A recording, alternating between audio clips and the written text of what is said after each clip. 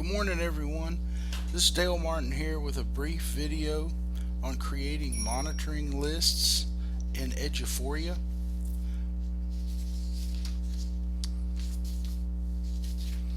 Just go to your basic login page. I'm using a demo account here, so it may look a little different.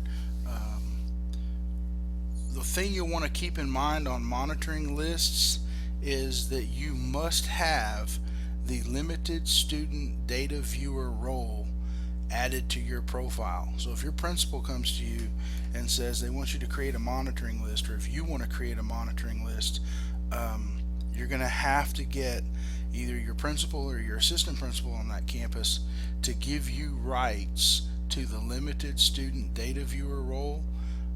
If they can't do that, we can do that for you. Just send me an email and we can update that.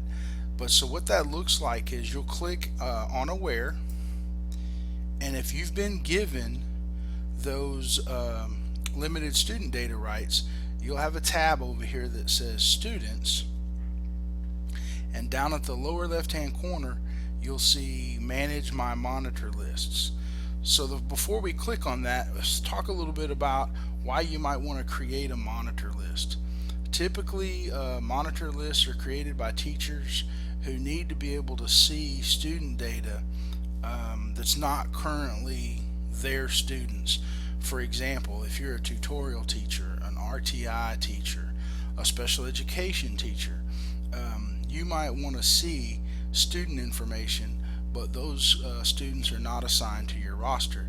And in Eduphoria, for confidentiality purposes, we can't see every single student. So this is a way, with principal's approval, that a teacher who maybe is tutoring students after school, or maybe from another campus or another class, and needs to be able to see student profiles, she can do so by creating a monitoring list. So the first thing we're going to do is click Monitor List down here in the corner, and then we're going to click on Create a Monitor List, and it just basically launches a wizard. And here's another explanation again of what we just talked about, why you might want to create a monitor list for a list of students. If you've already created one, you want to edit it, obviously you click here. Otherwise, we're just going to click on Next. Now your screen may look a little different when you get here. You may only be able to see your campus. So for our purposes, I'm going to come down here and I'm going to pick Peach Creek Elementary. Click Next. And we're going to name this monitoring list.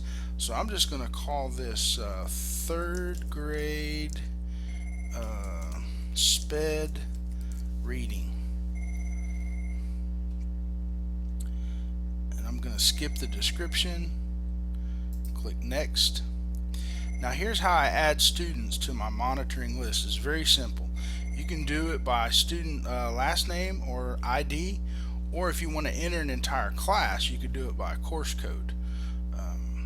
The benefits of doing it by course code: say I was the volleyball coach and I wanted to monitor my students' grades, so I could, with permission from the principal, I could upload like my entire athletics students' grades or something like that if they had athletics 5th period.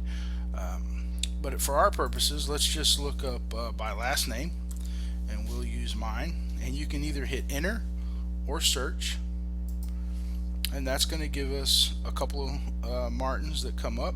So let's just say that we want Edgar in our monitoring list. So we would we would highlight Edgar, and then we would just add him to the list. Maybe we want Lindy, and we would add her to the list.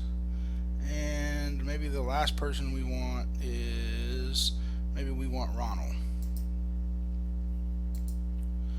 If we change our mind, we don't want that student, we can click off and we can go back, and we can just eliminate that student. Once we're satisfied with the list, we click Next, and you are finished. All you have to do is close the wizard, and you will see that your third grade reading sped list has been created. Now over here it says pending approval. An email will be sent to your principal requesting that they approve that, and upon approval you will be able to see it over here on your monitor lists. So until they approve it, you won't be able to see it.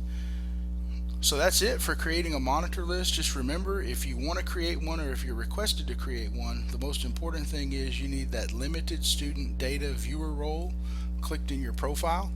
If you have any questions or you need any help, just shoot me an email and we'll do what we can for you. Thank you.